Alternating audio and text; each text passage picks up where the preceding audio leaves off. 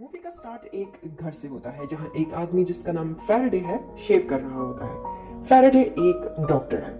Viewers, Faraday को एक call आती है और अगले सीन में वो हमें एक खस्ता हाल बिल्डिंग जिसका नाम हंड्रेड्स हॉल है उसके बाहर नजर आता है। वहां वो रॉड्रिक से मिलता है जो कि अब उस हॉल का मालिक है। रॉड्रिक रॉयल एयरफोर्स में था और वर्ल्ड वॉर 2 में जलने की वजह से उसके चेहरे का एक हिस्सा खराब हो गया है। इसके साथ साथ अब वो लंगड़ा कर भी चलता है। रॉड्रिक का ख्याल उसकी बहन कैरोलाइन रखती है। व्यूअर्स, अब हम देखते हैं कि घर के अंदर जाकर फैराडे कैरोलाइन से मिलता है जो उसे बेटी, जो कि उनकी मेड है, उसके पास ले जाती है।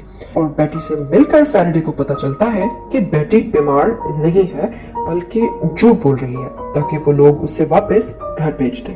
फैराडे और कैरोलाइन रॉड्रिक को ढूंढने घर के अंदर जाते हैं जहां उन्हें मिसेस आयर्स मिलती है। फैराडे उन्हें बेटी का हाल बताता है और ये भी बताता है कि 10 साल पहले उसकी माँ भी इनके घर में मेड थी। अचानक हॉल में खड़े फैराडे सोचता है कि उसने पहली बार हंड्रेड्स हॉल 1919 में देखा था जब वर्ल्ड वॉर 2 के बाद वहां सेलिब्रेशन हो रही थी। फैराडे उस हॉल से बहुत ही ज्यादा मुतासिर हुआ था। बाहर से तो उसने ये घर बहुत बार देखा था, लेकिन ये कभी नहीं सोचा था कि वो एक आम सा विलेज बॉय उस हॉल को अंदर से देख सकेगा। अगले सीन में फैराडे गाड़ी में कहीं जा रहा होता है जब सामने कैरोलाइन आ जाती है। फैराडे कैरोलाइन को घर ड्रॉप करता है और उससे कहता है कि वो रॉड्रिक की टांग ठीक करने में उनकी मदद करना चाहता है। इस बात पर कैरोलाइन बहुत खुश हो जाती है। व्यूअर्स, फैराडे रॉड्रिक का इलाज शुरू कर देता है और उसकी हालत में तब्दीली भी आती है, जिसका शुक्रिया अदा करने कैरोलाइन फैराडे के पास जाती है, जिस पर फैराडे उसे कहता है कि इसकी जरूरत नहीं। वो ये समझे कि फैराडे ये सब शायद अपने गिल्ट में कर रहा है। कैरोलाइन उसकी इस बात पे बहुत हैरान होती है और पूछती है कैसे गिल्ट। फैराडे उसे बताता है कि जब वो छोटा था और इनके घर में आया था तो उसने शीशे के पास से एक पीस तोड़ा था। ये करते हुए सूजन ने देखकर उसकी माँ को ये बता दिया था, जिस पर उसकी माँ उससे बहुत नाराज हुई थी। कैरोलाइन उसको बताती है कि सूजन उसकी बहन थी जिसकी मौत 7 साल की उम्र में हो गई थी। अब होता यह है कि फैराडे दिन ब दिन आयर्स फैमिली से मानूस हो रहा होता है और कैरोलाइन को पसंद भी करने लग जाता है। उसकी कोशिश होती है कि वो किसी भी तरह उसकी मदद करे। एक दिन फैराडे टाउन में कैरोलाइन से मिलता है जहां उसे पता चलता है कि वो लोग अपनी कुछ जमीन बेचने आए हुए हैं। व्यूअर्स, यहाँ मैं आपको बताती चलूं कि आयर्स फैमिली के हालात अब बहुत खराब हैं। वो अपनी बहुत सी प्रॉपर्टी बेच चुके हैं और बाकी की भी उन्हें बेचनी पड़ सकती है। कैरोलाइन फैराडे को रात की पार्टी के लिए इनवाइट करती है और फैराडे इनविटेशन कबूल कर लेता है। सीन्स बदलकर पार्टी की तरफ चले जाते हैं जहां रॉड्रिक नहीं होता। फैराडे को उसे बुलाने के लिए भेजा जाता है। रॉड्रिक पार्टी पर जाने से इनकार करता है। वो फैराडे से कहता है कि उसे डर लग रहा है, जैसे कुछ गलत होने वाला है। फैराडे उसकी बातों को इग्नोर करता है और उसे तैयार होने का कहता है। पार्टी में एक आदमी फैराडे के सामने कैरोलाइन की तारीफ करता है। उस पर फैराडे थोड़ा गुस्से में नजर आता है और उसी दौरान कैरोलाइन का डॉग एक बच्ची को जख्मी कर देता है। फैराडे उस बच्ची का इलाज करता है और हम देखते हैं कि सब गेस्ट के जाने के बाद आयर्स फैमिली उदास बैठी नजर आती है। फैराडे वहां से निकल रहा होता है जब रॉड्रिक उसको पीछे आकर बोलता है कि उसने फैराडे को खबरदार किया था ना। व्यूअर्स, अब हम देखते हैं कि अगले दिन फैराडे कैरोलाइन के डॉग को कोर्ट के ऑर्डर्स की वजह से पॉइजन देने आता है। कैरोलाइन इस बात पर बहुत उदास होती है, पर आखिर में कहती है जहां सब कुछ चला गया ये भी चला जाए, और रोती हुई उठकर वहां से चली जाती है। फैराडे डॉग को इंजेक्शन देकर मार देता है। अगले सीन में फैराडे अपने दोस्त के पास होता है जो उसे समझा रहा होता है कि उसे आयर्स के मसलों से निकल आना चाहिए। रॉड्रिक का ट्रीटमेंट भी ऑलमोस्ट खत्म हो चुका है। अगर फैराडे ऐसे ही करता रहा तो आयर्स ऐसे लोग हैं कि उसे कहीं का नहीं छोड़ेंगे। व्यूअर्स, एक दिन फैराडे रॉड्रिक से अपने क्लिनिक के बाहर मिलता है। रॉड्रिक परेशान होता है, जिस पर फैराडे उसे समझाता है कि उससे शेयर कर सकता है, जिस पर रॉड्रिक फैराडे को बताता है कि उनके घर में कुछ है और उस बच्ची के हादसे के बाद वो चीज उस घर में उसे बर्दाश्त नहीं कर रही। इन सब बातों से परेशान होकर फैराडे कैरोलाइन के पास जाता है। वहां वो देखता है कि मिसेस आयर्स कुछ तस्वीरें देख रही होती हैं। उनमें में सूजन की 1919 वाली पार्टी की तस्वीर भी होती है, जिसे देखकर मिसेस आयर्स उदासी से फैराडे को बताती हैं कि ये आखिरी खुशी का दिन था। उस रात सूजन बहुत बीमार हो गई थी और उसकी मौत हो गई थी। व्यूअर्स, कैरोलाइन और फैराडे आपस में बातें ही कर रहे होते हैं कि वहां रॉड्रिक भी आ जाता है और बहुत तमाशा करता है, जिस पर फैराडे कैरोलाइन से कहता है कि उसे रॉड्रिक की हालत ठीक नहीं लग रही, लेकिन रॉड्रिक उसकी बहुत इंसल्ट करता है और उसे घर से बाहर निकाल देता है। अब होता यह है कि रॉड्रिक के कमरे में आग लग जाती है। सब समझते हैं कि ये रॉड्रिक ने किया है और उसे इलाज के लिए भेज देते हैं। अगले सीन में फैराडे कैरोलाइन के पास बैठा नजर आता है, क्योंकि रॉड्रिक के जाने के बाद कैरोलाइन बहुत उदास होती है। फैराडे सूजन की वही तस्वीर देखते हुए कैरोलाइन को बताता है कि सूजन के पीछे वो भी खड़ा है, और फिर वो किचन में चाय बनाने चला जाता है। वहां वो पास में जाकर उसी पार्टी को याद करता है। फैराडे की माँ वहां की मेड में से एक मेड को जानती थी, इसी वजह से उसे 100 हॉल अंदर से देखने को मिला था, और उस थोड़े से वक्त में उसने हर वो चीज की जो कि शायद उस जैसों के लिए कोई ख्वाब ही होता है। घर में घूमते हुए फैराडे उस शीशे के सामने आ गया जिससे उसने एक पीस उतारा था और सूजन ने उसे देख लिया था। व्यूअर्स, यहाँ हम देखते हैं कि जब फैराडे की माँ उससे नाराज होने के बाद उसे ले जा रही होती है तो फैराडे मुड़कर सूजन को बहुत गुस्से में देख रहा होता है।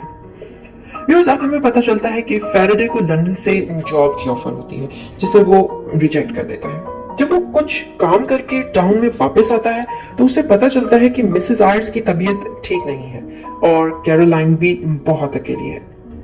फैराडे 100 हॉल जाता है और कैरोलाइन उसे बताती है कि घर में से अजीब सी आवाजें आ रही हैं। उसकी माँ की कबर्ड में हर जगह सूजन लिखा हुआ है। मिसेस आयर्स को लगता है कि यहाँ सूजन की रूह है। फैराडे कैरोलाइन को समझाता है कि ये सब कुछ उनका वहम है, और साथ ही वो कैरोलाइन को शादी के लिए प्रपोज करता है, जिस पर कैरोलाइन हाँ कर देती है। अब होता यह है कि कैरोलाइन रॉड्रिक को खत लिख रही होती है। जब फैराडे उससे पूछता है कि क्या उसने रॉड्रिक को उनके रिलेशनशिप के बारे में बताया है, तब कैरोलाइन कुछ नहीं बोलती। फैराडे उसे कहता है कि जब शादी के बाद वो यहाँ रहेंगे तब सब ठीक हो जाएगा, जिस पर कैरोलाइन उसको कहती है कि शादी के बाद वो 100 हॉल में नहीं रहेगी।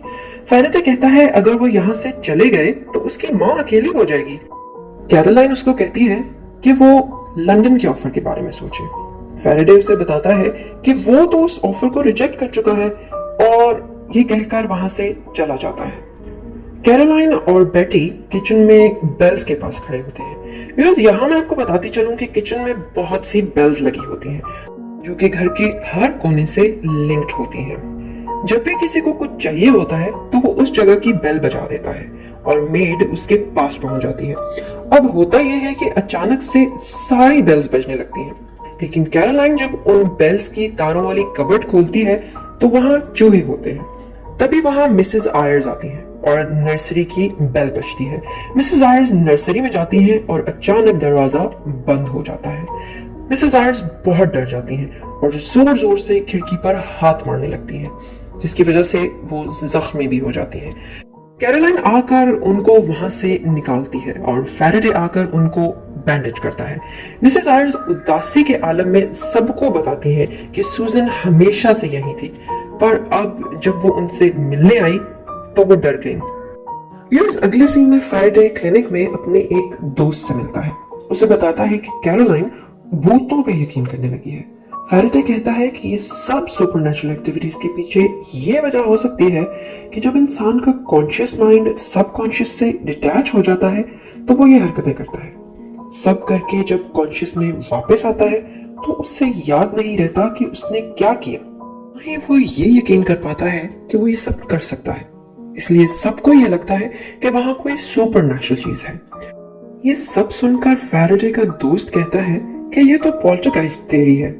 वो उससे ये भी पूछता है कि क्या उसे ये लगता है कि ये सब करने वाली बेटी है, इस पर फैराडे कहता है कि वो तो छोटी बच्ची है।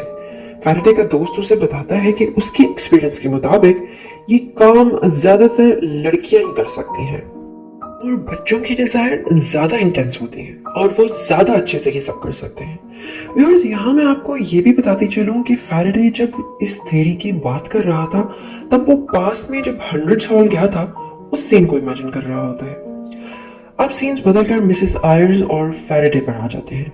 मिसेस आयर्स फैराडे को कहती हैं कि तुम कैरोलाइन को लेकर यहाँ से चले जाओ और उनको यहाँ सूजन के साथ अकेला छोड़ दो, लेकिन फैराडे मना कर देता है। फैराडे मिसेस आयर्स के जिस्म पर खून देखता है तो मिसेस आयर्स उसे बताती है कि सूजन नाराज है, इसीलिए ये कर रही है। जब वो उन्हें कमरे में लेकर जाता है तो वो बहुत जख्मी हो चुकी होती हैं।